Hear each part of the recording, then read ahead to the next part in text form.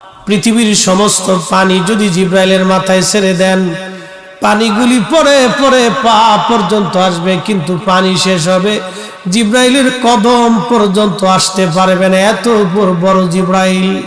300 পাখা আছে। আল্লাহর দুনিয়া থেকে আসমানে যাইতে জিব্রাইলের 300 পাখা লাগে না। একটা পাখা দিয়ে একটা বাড়ি দিলে আসমান চলে যায়, একটা পাখা দিয়ে একটা বাড়ি দিলে জিব্রাইল আসমানে যায়।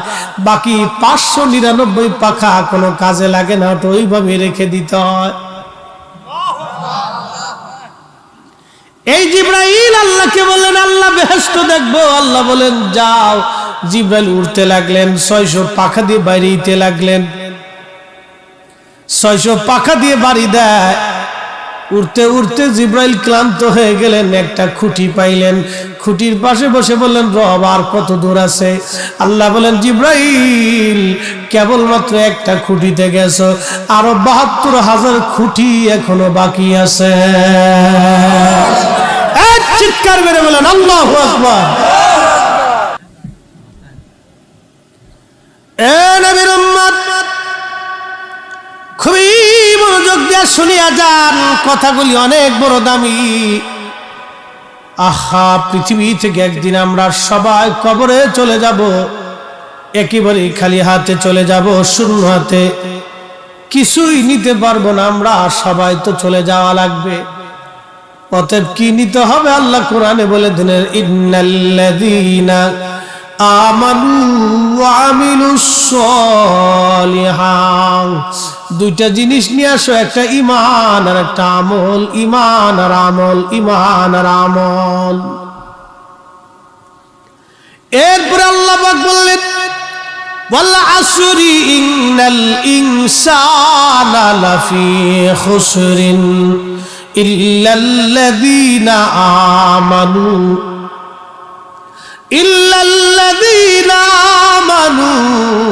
ওয়া আমিলুস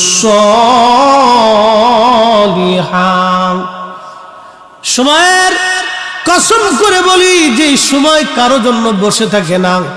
বন্ধু যুবক, যে সময় আজকে চলে যাবে, আর কোনোদিন এই সময় আপনি আর জীবনে খুঁজে পাবেন না। এই সময় পার হয়ে যাবে, সময়টা চলে যাবে। Time and tide wait for নান।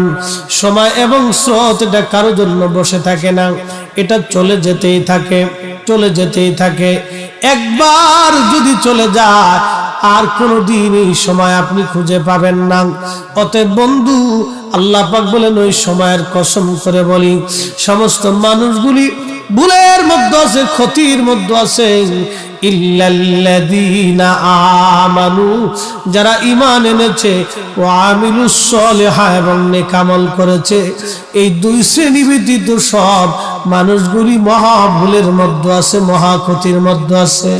যারা ঈমান আনছে এবং আমল করেছে, এই দুই শ্রেণী ব্যতীত সব মানুষগুলি ভুলের মধ্যে আছে, ক্ষতির মধ্যে আছে, ভুলের মধ্যে আছে, ক্ষতির মধ্যে আছে। এ মুসলমান, এত বড় আল্লাহ একটা জান্নাত আমার আপনার জন্য বানাইলেন। কি জন্য বানাইলেন? কেন বানাইলেন? আদর করে পৃথিবীতে আল্লাহ পাঠাইলেন। আল্লাহর এত কি দায় ঠেকলো আপনার জন্য? আসমান থেকে বৃষ্টি পাঠাবে, জমিনে শস্য দিবে, গাছে ফল দিবে, হরেক রকমের মাছ আল্লাহ দিবে। এই যে চলন বিল, এই বিলের ভিতরে কোটি কোটি মন মাছ আল্লাহ প্রত্যেক বছরে বছরে দিচ্ছে। 1 টন খাবারও তো বাংলাদেশ সরকার ছেড়ে দেয় না। বন্ধু, খুব মনোযোগ দিয়েন। কোটি কোটি টন মাছ হয়, এক এক মাছের এক এক স্বাদ। এই স্বাদ এবং এই মাছ দিলেন কে?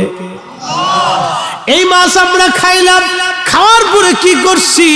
আল্লাহ পাক একটা কথা বললেন, বান্দা, তোমারে হরেক রকমের মাছ দিলাম, হরেক রকমের ফল দিলাম, হরেক রকমের রিজিক আমি আল্লাহ দিলাম। একটা কাজ তোমার, ওয়াশকুরুলি, আমার শুকর করো, ওয়ালা তাকফুরুন, আমার নাশুকরিয়া করিও না। লা ইন শাকারতুম, তুমি আমার শুকর করো, ওয়ালা ইন কাফারতুম, কুফর করিও না। বান্দা, আমার শুকর করো, কুফর করিও না। শুকর করো, কুফর করিও না। কিন্তু আমরা কয়জন শুকর আদায় করি বলেন তো? আল্লাহর একজন কাবা শরীফে প্রত্যেক বছর হজে যান, আর উনি দেখলেন কাবার পাশে একজন যুবক হাত কাটা, একটা যুবকের পা কাটা, চোখ উঠানো, ওই কাবা শরীফের পাশে মাকাম ইব্রাহিমে বসে বসে কাঁদে, বসে বসে কাঁদে, আল্লাহ আমারে মাফ করে দাও, আল্লাহ আমারে মাফ করে দাও। কিছু সময় পরে আল্লাহ আল্লাহ আল্লাহ আল্লাহ আল্লাহ আল্লাহ জিকির করে, আবার আল্লাহ আমারে মাফ করে দাও, আল্লাহ আমার ভুল হয়ে গেছে মাফ করে দাও, আল্লাহ আমার ভুল হয়ে গেছে মাফ করে দাও। প্রত্যেক বছর আল্লাহর ওলি হজে যায়, যত সময় মক্কাতে উনি কাটায় তত সময় দেখে মাকাম ইব্রাহিমে বসে বসে আল্লাহ আল্লাহ করে আর খালি মাফ চায় মাফ চায়। শেষ বেলা একদিন যে জিজ্ঞেস করলেন, হে আল্লাহর বান্দা, তুমি এখানে বসে বসে কান্দো, আমি দেখি তোমার পা কাটা, চোখ নাই, কারণ কি? তুমি ক্ষমা চাও। প্রত্যেক বছরই মাকাম ইব্রাহিমে তোমাকে দেখি, কারণ কি বলবানি? লোকটা চোখের পানি ছেড়ে দিয়ে বলে, হুজুর কে আপনি? বলে আমি শিবলি নুমানি। বলে হুজুর কারণ কি? কি জন্য আপনি জিজ্ঞেস করেন? বলে বন্ধুরে, তোমাকে যতবার আমি কাবায় আসছি ততবারই তোমাকে এখানে দেখি, কারণ কি? তোমার পা নাই, চোখ তোমার নাই, তুমি অন্ধ, তুমি কাঁদো। আল্লাহর বান্দা বলবা কি? তোমার জীবনের কি ঘটনা ঘটেছিল? তখন আল্লাহর বান্দা কেঁদে দিয়ে বলে, হুজুর আমার জীবনের একটা ভুল আমাকে এখানে নিয়ে আসছে, কিন্তু জানি না রাব্বে কারীম আমার জীবনের গুনাহ মাফ করছেনি। বলে বলো তোমার জীবনের ভুল কি? ওই লোকটি কেঁদে বলে, হুজুর আমার আব্বা জান ছিল কাঠুরিয়া, আমার আব্বা মারা গেলেন, তখন আমি মায়ের কোলের মধ্যে দোলনায়, আমার মা ইচ্ছা করলে আরেকটা বিবাহ করতে পারতেন, কিন্তু আমি সন্তানের দিকে তাকায় মা দ্বিতীয় শাদী করেন নাই, দ্বিতীয় স্বামী গ্রহণ করেন নাই। আমার মা আমাকে নিয়ে জীবন সংসার চালাইতে লাগলেন। আমি বড় হলাম, বাবার কাজ কাঠুরিয়ার কাজ আমি ধরে ফেললাম, কাঠ কেটে বিক্রি করে কোন রকম সংসার মাকে নিয়ে চালাইতে লাগলাম। একদিন মা আমাকে ডেকে বললেন, বাসারে তুমি তো বড় হয়ে গেছো, তোমাকে বিয়ে দেওয়ার দরকার। এই জন্য আম্মা জান আমাকে পাত্রী দেখে বিবাহ দিলেন। হুজুর বিয়ে হয়ে যাওয়ার কিছুদিন পরে সংসারে ঝামেলা লেগে গেল। আমার বিবি আমার মাকে সহ্য করতে পারে না, মাঝে মধ্যে ঝগড়া হয়, ঝগড়ার একটা পর্যায়ে আমি সমাধান করার চেষ্টা করি। হুজুর আমি গরিব মানুষ, কাঠ কেটে কেটে আমি বাজারে বিক্রি করে কোন রকম সংসার আমি চালাইতাম। ও আল্লাহর ওলি, একদিনের একটা ঘটনা, আমি সকালবেলা ফজরের নামাজ পড়ে আমি আমার বিবি সাহেবকে বললাম, বিবি রে আমি জঙ্গলে চলে যাচ্ছি কাঠ কাটার জন্য, দুপুরের খাবারটা আমাকে জঙ্গলায় পৌঁছাই দিও। আমি কথা বলে চলে গেলাম, সকাল সকাল সেদিন বেরিয়ে গেলাম, সারাদিন কাঠ কাটলাম, কিন্তু আমার বিবি আমার জন্য জঙ্গলে খাবার পাঠাই নাই। সন্ধ্যা লেগে গেল, বাজারে কাঠ বিক্রি করে আমি বাড়ি ফিরে আসলাম বাজার সদাই করে। এসে দেখি বিবি ঘরের এক কোণায় বসে আছে। জিজ্ঞেস করলাম, বিবি কি রান্না করেছো, খাবার দাও, সারাদিন আমি বড় ক্ষুধার্ত। বিবি বলল, আজকে কোনো রান্না বান্না করি নাই। হুজুর সারাদিন আমি ক্ষুধার্ত ছিলাম, যখন বলছে রান্না বান্না করি নাই তখন আমার মেজাজ ছুটে গেল। জিজ্ঞেস করলাম, বিবি কি জন্য তুমি রান্না করো নাই? বলে তোমার মা প্রত্যেকদিন আমার সঙ্গে ঝগড়া করে, আজও ঝগড়া হয়েছে। যদি তোমার মা সংসারে থাকে আমি থাকবো না, আমি থাকলে তোমার মা সংসারে থাকবে না। ওই লোকটি কাদের বলে, হুজুর শয়তান আমাকে পেয়ে বসলো, আমার জীবন ধ্বংস করে দিল শয়তান, এমন ভাবে আমাকে পেয়ে বসলো আমি বুঝতে পারি নাই। শয়তানের প্ররোচনার মধ্যে পড়ে গেলাম। বললাম, বিবিরে বলো মা কোন জায়গা আছে? আমি আমার বিবি বললেন, ঘরের ওই পাশে কাঠের মধ্যে আগুন দিয়ে মা আগুন তাপাইতেছিল, আগুনের পাশে বসেছিল রাত্রিবেলা শীতের মধ্যে। আমি দ্রুত গতিতে খুব উত্তপ্ত মেজাজ নিয়ে মায়ের দিকে গেলাম। মা আগুনের পাশে বসেছিল, আমি পিছন দিক দিয়ে যে মায়ের পিঠের মধ্যে লাথি কষে মারলাম। একটা লাথি মারার সঙ্গে সঙ্গে মা আগুনের মধ্যে ছিটকে আগুনের মধ্যে পড়ে গেল। হুজুর মা যখন আগুনের মধ্যে পড়ে যায়, আল্লাহর ওলি রে, আমি তখন আমার হুঁশ ফিরে আসলো। আমি করলাম কি, বড় সর্বনাশ আমি করে ফেললাম। আল্লাহর ওলি মাকে টান দিয়ে আমি বের করে নিয়ে আসলাম। আনার পরে দেখি মা দুনিয়াতে নাই, দুনিয়া ছেড়ে মা বিদায় হয়ে চলে গেছে। হুজুর আমি পাগল পারা হলাম। যেই জননী ছোট্টকাল থেকে আমাকে বড় করে তুললো, আজকে বিবির প্ররোচনায়, ক্ষুধার যন্ত্রণায়, আমি অভাবের তাড়নায় আজকে মাকে লাথি মেরে আগুনের মধ্যে ফেলে দিলাম। হুজুর বিশ্বাস করেন, আমি আমার মাকে জানাজা পড়াইলাম, কবরস্থ করলাম। কবরস্থ করার পরে আমি যেই বিবির প্ররোচনায় মাকে লাথি মেরেছিলাম, চিন্তা করলাম না এই বিবি আর ঘরে রাখবো না। বিবির সাথে আমার তালাক হয়ে গেল, সারাসারি হয়ে গেল। আমি বিবি জুদা করে দিলাম, তালাক মেরে দিলাম। হুজুর বিশ্বাস করেন, এরপরও আমার মন মানে না।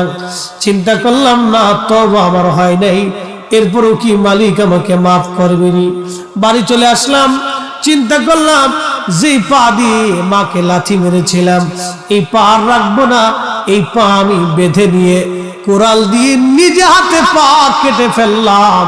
হুজুর এরপরেও আমি চিন্তা করলাম, যদি আল্লাহ মাফ না করে, যেই চোখ দিয়ে আমি আমার মাকে দেখে লাথি মেরেছিলাম, হুজুর আমি নিজে ইচ্ছায় চোখ দুটি নষ্ট করে ফেললাম, যদি আল্লাহ মাফ করে। তারপর আমার মনে শান্তি হয় নাই। আমি মাকাম ইব্রাহিমে বসে বসে কাঁদি, যদি আল্লাহ ক্ষমা করে, কিন্তু এখনো শান্তি পাই নাই। মাফ হইছে কি?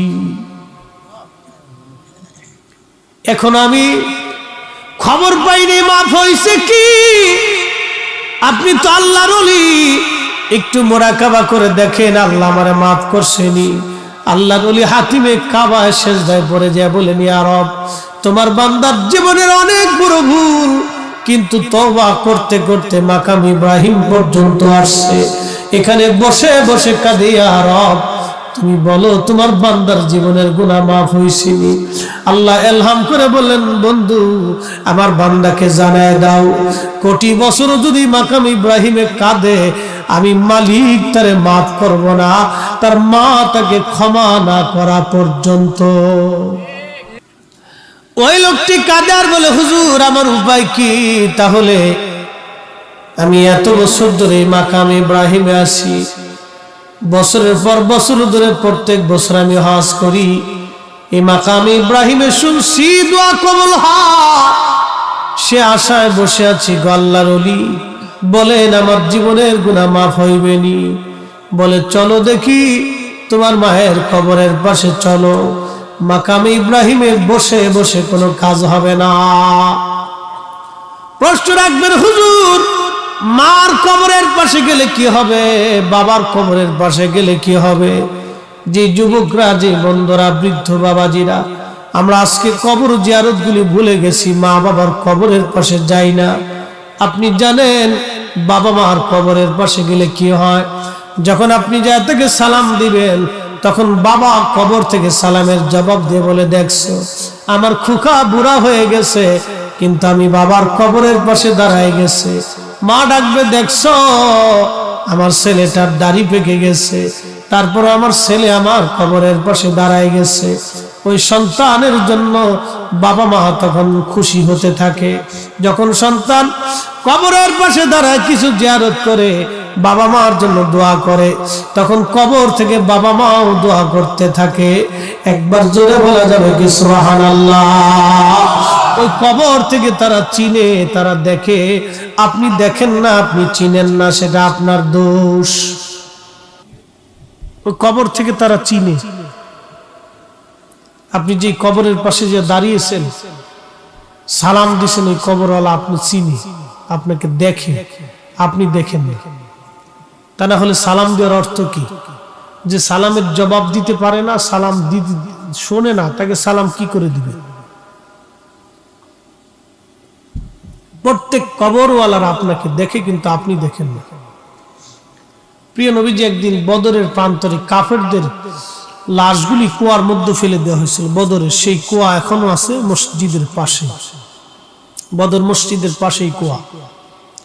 এই কুয়ার পাশে দাঁড়ায় নবী বলতেছে, এ উতবা, সাইবা, আবুল আহাব, মুগিরা, আবু জেহেল, তোমাদেরকে না বলেছিলাম, কালেমার দাওয়াত দিয়েছিলাম, বুঝলি?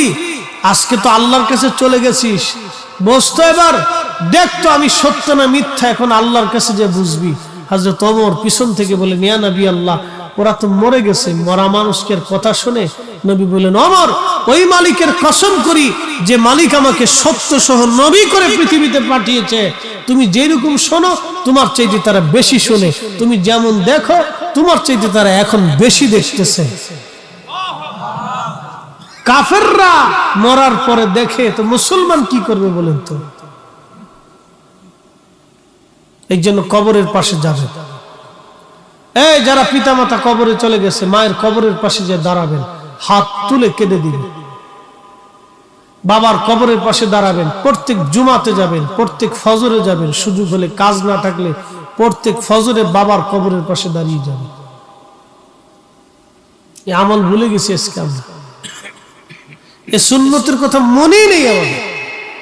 আল্লাহ রাসূল বলেন, শেষ জামানাতে আমার একটা সুন্নতকে যদি তোমরা আঁকড়ে ধরো, ঠিকমতো পালন করো, 100 শহীদের সওয়াব তোমাদের আমলনামায় হবে। আরো জোরে।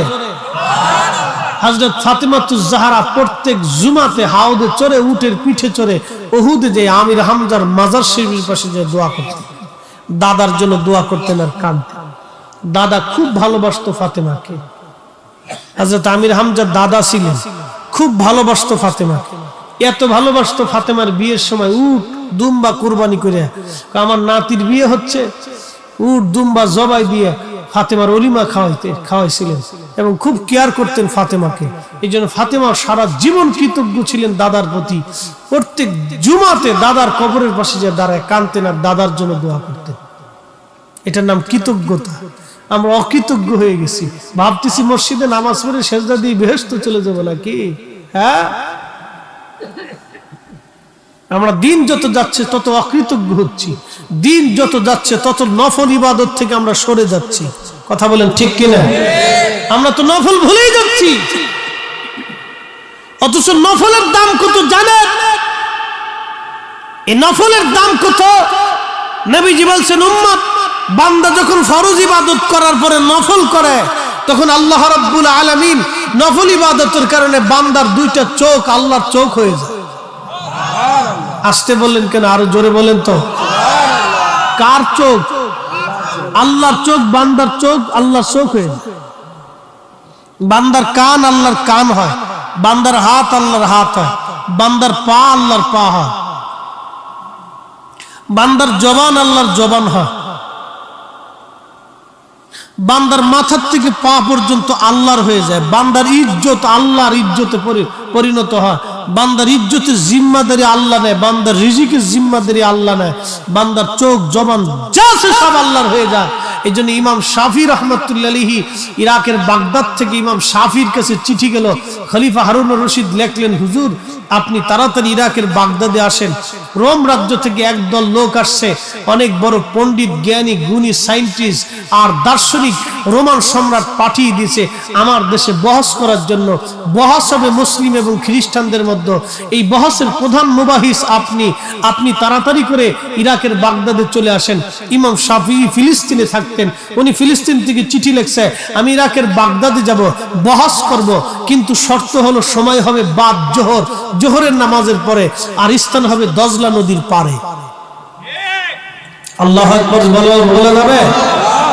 ইমাম শাফি লিখতেছেন দজলা নদীর পারে বহস হবে, সময় হবে জোহরের নামাজের পরে। খেলাটা দেখেন। ইমাম শাফি আসছে, বহসের সময় তারিখ হয়ে গেল। বিরাট বড় বহস, লক্ষ লক্ষ মানুষ আসছে। খ্রিস্টান এবং মুসলমানদের মধ্যে বহস হবে দেখার জন্য।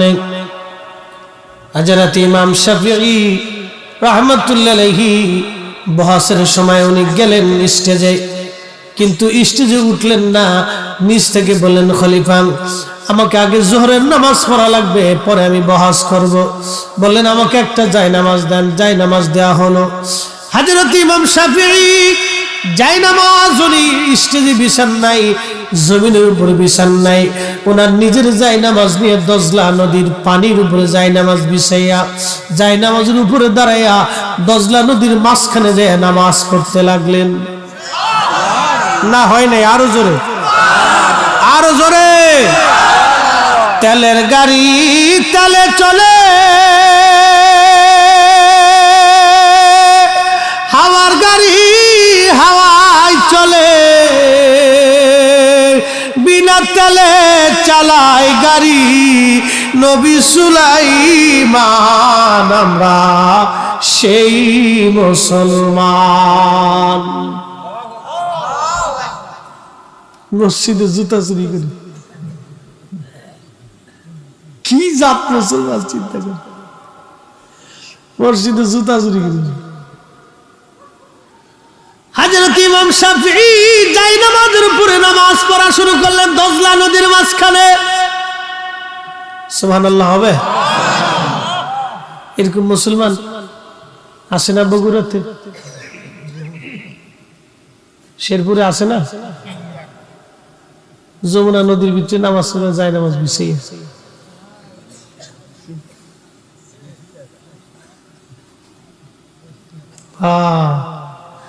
কোটিতে খুঁজে দেখেন, কোটির ভিতরে একটা খুঁজে, কোটির ভিতরে একটা খুঁজেন, তালাশ করেন। মুসলমানের পরাজিত হওয়ার কারণ কি জানেন? আগে কিছু মুসলমান ছিল, এই জন্য আল্লাহ বলছে ওয়ালতাকুম মিনকুম উম্মাতুন ইয়াদউনা ইলাল খায়র, আমার উম্মতের ভিতরে কিছু বান্দা হবে যারা মানুষকে আল্লাহর দিকে ডাকবে। আমিও ডাকি, আমার ওয়াজ আর খাজা মাইনুদ্দিন চিশতের ওয়াজ এক ওয়াজ।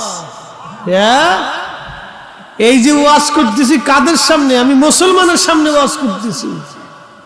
আর খাজা মাইনুদ্দিন চিশ যখন ওয়াজ করেছে তখন এদেশে কালেমার আওয়াজ দিলেই গা ছমছম করে উঠছে। এখনো পৃথিবীর বহু জায়গা মুসলমান মসজিদই বানাইতে পারে না। এই আধুনিক জমানাতে মুসলমান মসজিদ বানাইতে পারে না, মসজিদ বানাইতে পারে না, প্রকাশ্যে আজান দিতে পারে না। পৃথিবীর বহু জায়গা আছে,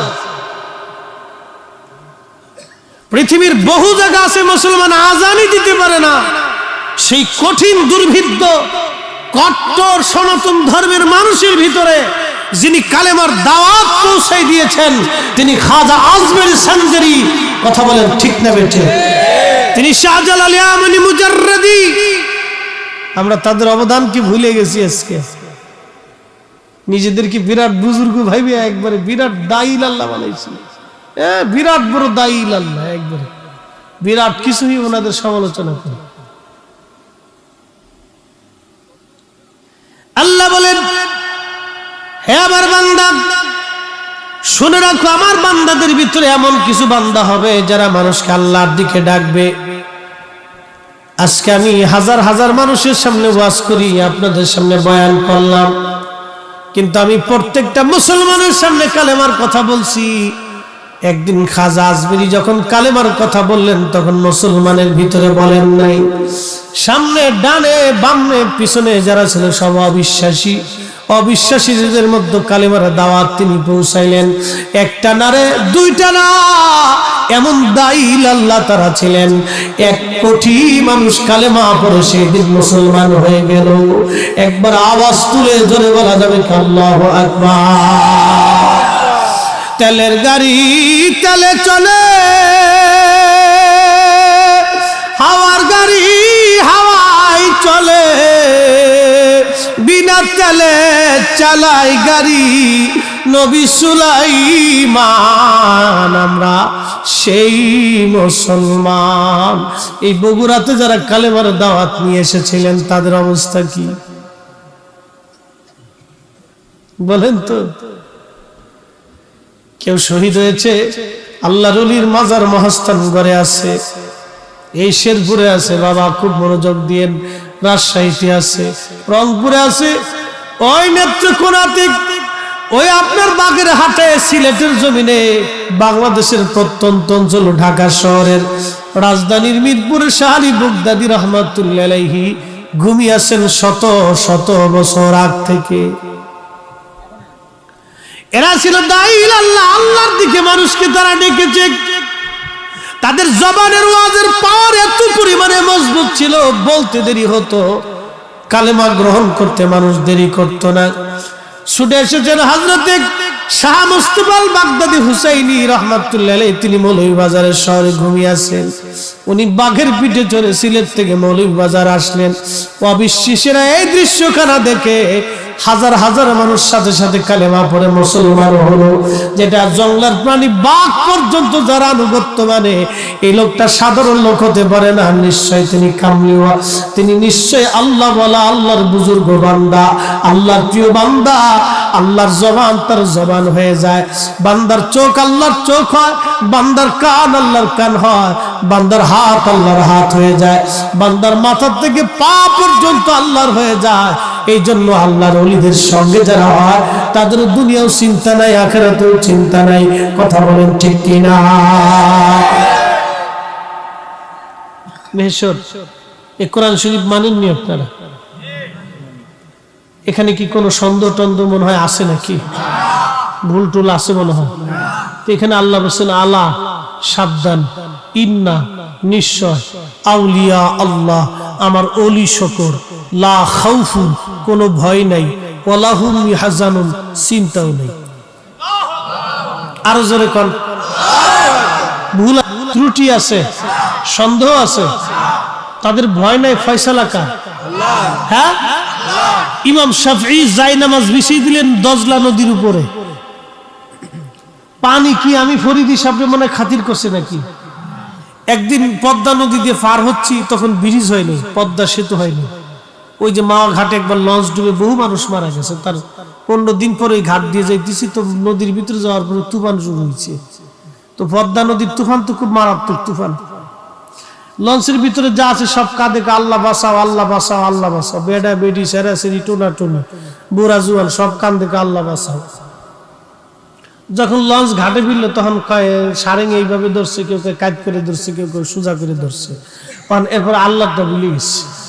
আমি কি উড়ে পোল্ট্রি বাস এতক্ষণ শিক্ষের বসে আল্লাহ বাঁচাও, এখন জ্বর চলে গেছে, আমাকে সারেং এইভাবে ধরছিল, এইভাবে ধরছে, এইভাবে ধরছে। আমি কি উড়ে বাঙালি একের খাড়ার উপরে পোল্ট্রি মেরে দিচ্ছি, চিন্তা করতে পারছেন? মুহূর্তের মধ্যে পোল্ট্রি মেরে দিচ্ছে। তখন আমি চিন্তা করলাম, আল্লাহ কত অকৃতজ্ঞ বান্দা পৃথিবীতে এখনো আছে যারা আল্লাহ শুকর করলো না, যে আল্লাহ পাক এই কঠিন বিপদ থেকে বাঁচিয়ে দিল, যে আল্লাহর কাছে সৃষ্টি কতটা অসহায়। আপনি একটু চিন্তা করেন, বর্তমান পৃথিবীতে একটা জাহাজ, কয়েক লক্ষ টন ওজনের একটা জাহাজ সমুদ্রের মধ্যে চলে। এটা একটা ছোট জাহাজ, মিডিয়াম একটা জাহাজের একটা ওজন থেকে কয়েক লক্ষ টন। একটা কয়েক লক্ষ টন একটা জাহাজ সমুদ্রের মধ্যে চলে, মাত্র 50 কিলোমিটার বাতাসের বাড়িতে ওই জাহাজটা দুলতে থাকে, নড়তে থাকে, কাঁপতে থাকে। সমুদ্রের পানির কাছে একটা জাহাজ কিছুই না। তাহলে আপনি একটু চিন্তা করেন তো, সেই দুর্ভেদ্যের জামানায় কাঠের জাহাজে করে এই আল্লাহর ওলিরা এসে, এই আল্লাহর প্রিয় বান্দারা এসে পৃথিবীর বিভিন্ন জায়গা থেকে, আরব দেশ থেকে এসে এসে এসে এসে তারা মানুষের কাছে কালেমার দাওয়াত দিছে। তারা কত বড় দাঈ আল্লাহ ছিল, আর আমরা পয়সা না দিলে টেহে ওয়াজি আইনি। এই আসতে ঠিক করলেন কে? জোরে কইতে হবে। এটা আত্মসমালোচনা, আমাদের কথা আগে বলতে হবে। কিন্তু আইসে স্টেজ উঠে বড় বুলি দিয়ে দিতেছি, একবারে সব বেদাত বানাই ফেলেছি, একবারে সব বেদাত বানাইলেছি, হারাম বানাইলেছি, সব জাহান্নামে পাঠাই দিয়ে দিচ্ছি একবারে। এবার আপনাদেরকে একটা কথা বলি, আগে আমাদের দেশে মিলাদ হইতো না? গ্রামে গ্রামে মিলাদ হইতো নি? মিলাদ কেন হইতো, কি জন্য, মিলাদের গুরুত্ব কি একটু বুঝাই। এটা পালন করেন না করে সেটা আপনাদের বিষয়, আগে বুঝাইতেছি। মিলাদ হওয়ার পরে আপনাদের বগুড়াতেই ছিল এই কলার পাতা। কিসের পাতা খাইতেন? কলার পাতায় চিন্নি খাইতেন, খিচুড়ি খাইতেন। এটা আমরা ফরিদপুরও ছিল। এখন তো ভাই কত আত্মধনিক হয়ে গেছে, সিস্টেম চেঞ্জ হয়ে গেছে, কলার পাতাটা তার পরাতে নাই। এই কলার পাতা আপনারা মিলাদ হইতো। ফজিলাত আমি হালাল হারাম পরে মাসালা আসতেছে, আগে বুঝাই। আব্দুর রহিমের বাড়িতে মিলাদের দাওয়াত দিছে, তো এই গ্রামের সবাই মিলাদে গেছে। রহিম চিন্তা করলো আমার বাড়িতে মেহমান আসতেছে, তো কিছু মেহমানদারি করা লাগবে, তো খিচুড়ি পাকাইছে, কিছু মিষ্টান্ন পাকাইছে। এখন আপনারা বলেন 10 জনে মিলে যখন একসাথে খাবার খাইলেন, মহব্বত বাড়লো না কমলো? আচ্ছা, রহিম যে সবাই দাওয়াত করে আপনার জন্য মেহমানদারি ব্যবস্থা করছে, রহিম যে আপনাদেরকে দাওয়াত করে খাওয়াইলো, রহিমের রিজিক কি কমলো না বাড়লো? বাড়লো। আচ্ছা, এই যে আপনারা খাবার খাইলেন, খাবার খাওয়ার পরে চলে আসলেন, এখন রহিমের প্রতি আপনাদের মহব্বত বাড়লো না কমলো? কেন? রহিমের বাড়ি আমি একবেলা খাবার খাইছি, যদিও রিজিকের মালিক আল্লাহ, কিন্তু খাওয়াইছে রহিম আপনাকে, রহিমের প্রতি আপনার কি বাড়ছে? মহব্বত বাড়ছে। এই যে আদান প্রদান, এক জায়গায় বসা এবং খাওয়া, এই যে দোয়া করা, এটা একটা মহব্বত পরিধি হয়, বাড়ে, ভালোবাসা বাড়ে। এটা সমাজের ভিতরে, গ্রামের ভিতরে মহব্বতটা বাড়ে, এটা কমে না, এটা বাড়তে থাকে। মানুষের ঘরে অভাব ছিল, কিন্তু আগে মানুষের মহব্বত ছিল। একজন লোক অসুস্থ হইলে তাকে সেবা দেওয়ার জন্য মানুষ পাগল হয়ে গেছে, এখন রাস্তায় পড়ে থাকলে কেউ ধরতে চায় না। বাপ, আমরা শহরে চলি, বিভিন্ন জায়গায় চলি, দেখি পড়ে রয়েছে অ্যাক্সিডেন্টে, মানুষ হাসতেছে, হাঁটতেছে, চলতেছে, ধরতে চায় না। কেন? কি এক মুসিবতের জমানাতে পড়ছে আপনি জানেন? কত কঠিন জমানাতে। হসপিটালে গেছেন, কিছু কিছু দালাল আছে হসপিটালে, কানে কানে এসে 500 টাকা দেন, ভালো একটা সিট দিতেছি। কথা কন না কেন? না খারাপ বলতেছি? তাহলে বুঝেন তো কোন পর্যায়ে আমরা গেছি, আমাদের পর্যায়টা কোন পর্যায়ে গেছি, তাহলে বুঝেন। মানুষ হইয়া ভবেতে আসিয়া মানুষের করিলাম কি? দাইল আল্লাহ কারা ছিল রে, কারা ছিল? এইভাবে সারা পৃথিবীতে কালেমার দাওয়াত তারা পৌঁছাইলো। চট্টগ্রামে আসলেন হযরত বদর রহমাতুল্লাহ আলাইহি। বদর ওলি রহমাতুল্লাহ আলাইহি বলা হয় চট্টগ্রামে আজ থেকে 700 বছর আগে এসেছিলেন। আপনি কল্পনা করবেন, জঙ্গলের দেশে, যে দেশের মানুষ 700 বছর আগে জঙ্গলে বাস করত, এখানে হযরত বদর এসে কালেমার দাওয়াত পৌঁছাই দিলেন। আজকে সারা চট্টগ্রামে লক্ষ লক্ষ মুসলমান, হাজার হাজার মসজিদে আজান হচ্ছে। ওই পাহাড়ে খাগড়াছড়ি, বান্দরবনে আজান হয়। কাদের অবদানে? আল্লাহর কিছু ওলি ছিলেন যারা দাঈল আল্লাহ হিসেবে দুনিয়ায় এসে কালেমার দাওয়াত দিয়ে ঘুরিয়ে গেছেন, তাদের বিরাট বড় অবদান। কথা বলেন ঠিক না বেঠে? আল্লাহ তাদের প্রতি কবুল করুন, আওয়াজ তুলে বলেন আমিন। ও নবীর উম্মত, খুবই মনোযোগ। হযরতে ইমাম শাফিঈ যাই নামাজ বিছিয়ে নামাজ পড়তে লাগলেন। তিনি দজলা নদীর পানির উপরে। একটু কল্পনা করতে পারবেন, আমি ফরিদি সাহেব এই যে 14 বছর ধরে ওয়াজ করি, 20টা বছর মাদ্রাসায় পড়াশোনা করেছি, 22 বছর লেগেছে মাদ্রাসায় পড়ে মুফতি হওয়া পর্যন্ত। 22টা বছর পার হয়ে গেল আমার জীবনের। 14 বছর ধরে ওয়াজ নসিহত আমি চালিয়ে যাচ্ছি। চিন্তা করেন, জীবনের প্রায় 40 বছর পার হয়ে যাচ্ছে। 40টা বছর পার হলো, 22টা বছর আমি পরিশ্রম করেছি একটা সার্টিফিকেটের জন্য। এই সার্টিফিকেটের নাম হলো মুফতি বা আমি কামিল পাশের একটা সার্টিফিকেট। এই একটা সার্টিফিকেটের জন্য আমার 22 বছর পরিশ্রম করা লাগলো। কিন্তু মাঝে মধ্যে নিজেকে ধিক্কার দিয়ে বলি, ফরিদি 22 বছরে একটা সার্টিফিকেট পাইলা, কিন্তু 22 বছর যদি আল্লাহ পাওয়ার জন্য তুমি চেষ্টা করতা, তাহলে অন্তত হলো আল্লাহ পাওয়ার একটা রাস্তা হয়ে যাইতো। কথা বলেন ঠিক কিনা? এই 22 বছর ধরে তুমি আল্লাহ পাওয়ার চিন্তা করলাম না, খালি সার্টিফিকেটের পিছনে দৌড়াইলাম। এখন ওয়াজ নসিহত করতেছি, খালি পয়সার পিছনে দৌড়াইলাম, দুনিয়ার পিছনে দৌড়াইলাম। মাঝে মধ্যে নিজেকে আফসোস করে বলি, দুনিয়ার পিছনে দৌড়াইয়া সবকিছু হারাইলাম, কিছুই তো খুঁজে পাইলাম না। কিন্তু ইমাম শাফিঈ দজলা নদীর পানির উপরে যায় নামাজ বিছিয়ে নামাজ পড়া শুরু করলেন। এমন কিছু আল্লাহর প্রিয় ওলিরা জমিনের মধ্যে ছিলেন বিদায় মুসলমান এখনো মাথা উঁচু করে দাঁড়ায় রয়েছে, নতুবা আমরা পিঠে আর চামড়া পর্যন্ত তুলে ফেলে দেওয়া হতো। কথা বলেন না কেন? ঠিক না বেঠে? আমরা ভুলে গেছি অবদান, মনেই নেই। মনেই আমাদের নাই। ইমাম শাফিঈ পানির মধ্যে নামাজ পড়তেছে, লক্ষ লক্ষ মানুষ এই দৃশ্য দেখে হতবাক, আয়া করেটা কি, পানির উপরে নামাজ পড়তেছে। নামাজ শেষ, খ্রিস্টান যারা বহাস করতে সেদেরকে ডাক দেখ,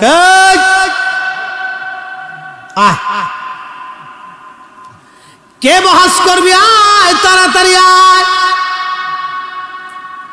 আমি ইমাম আবু ইদ্রিস আশ-শাফিঈ যাই নামাজ বিছিয়া নদীর উপরে নামাজ পড়লাম, তোদের কলিজায় যদি বহাস করার সাহস থাকে, আবার এই দজলা নদীর মাঝখানে আজকে বহাস হবে, তোদের সাহস থাকলে আয়।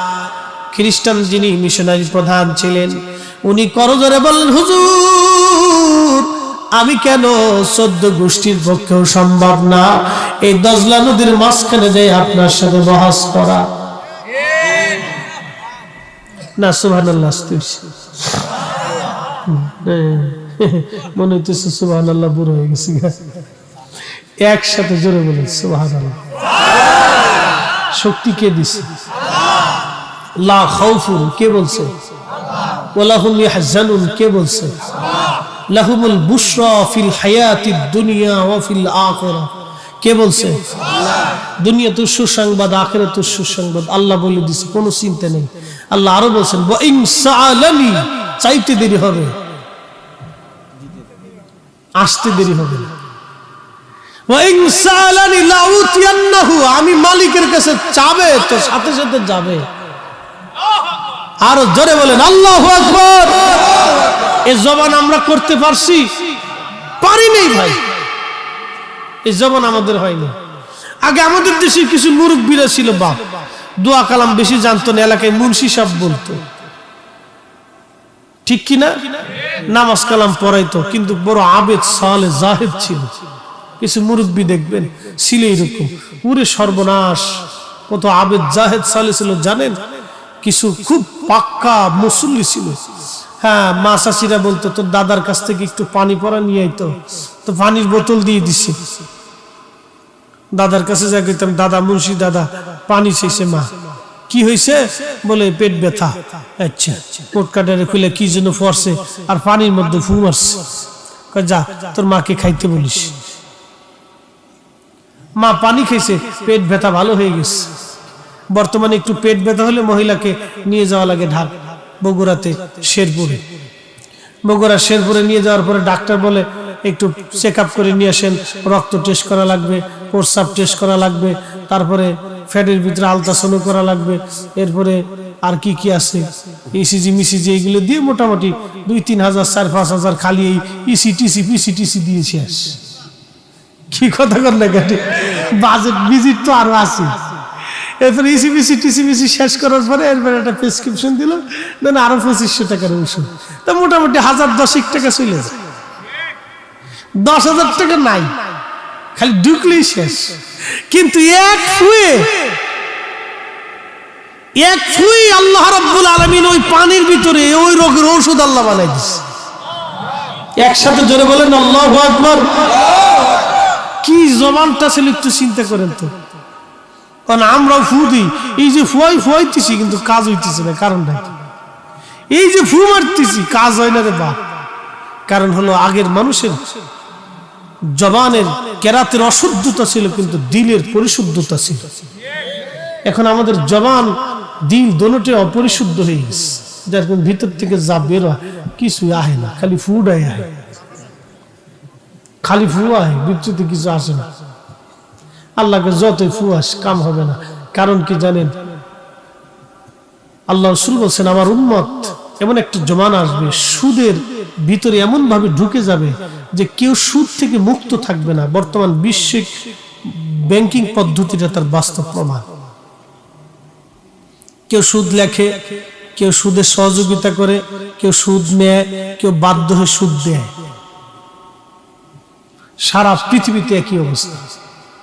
এমনকি যারা বলতেছে আমরা ইসলামিক রাষ্ট্র কায়েম করছি, কোরআনের বিধান চালু করছি, সৌদি আরবে এখান থেকে বাদ নেই, তাকেও ব্যাংকিং নীতি পদ্ধতি অবলম্বন করে বিশ্ব ব্যাংকের সাথে অ্যাডজাস্ট হয়ে তাকে কাজ করতে হয়।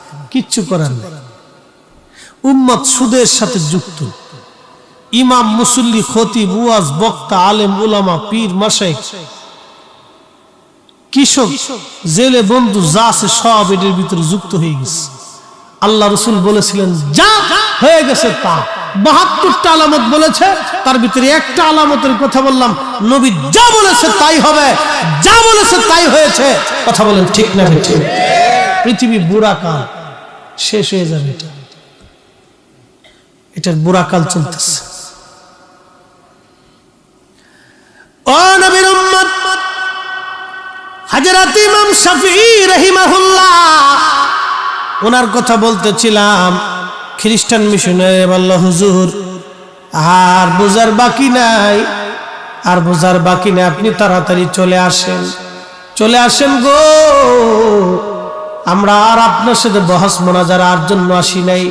বুঝ হয়ে গেছে যেই কালেমা, যেই কোরআন, যেই ঈমান আপনাকে যাই নামাজ বেশে নদীর উপরে পানির উপরে নামাজ পড়াইলো, আর বুঝার বাকি নাই গো হুজুর। তাড়াতাড়ি আসেন, ওই কালেমা পড়ে আমাদের মুসলমান বানাইয়া দেন। এরা সবাই কালেমা পড়ে সেই দিন মুসলমান হয়ে গেল। একবার আওয়াজ তুলে বলা যাবে কি মারহাবা।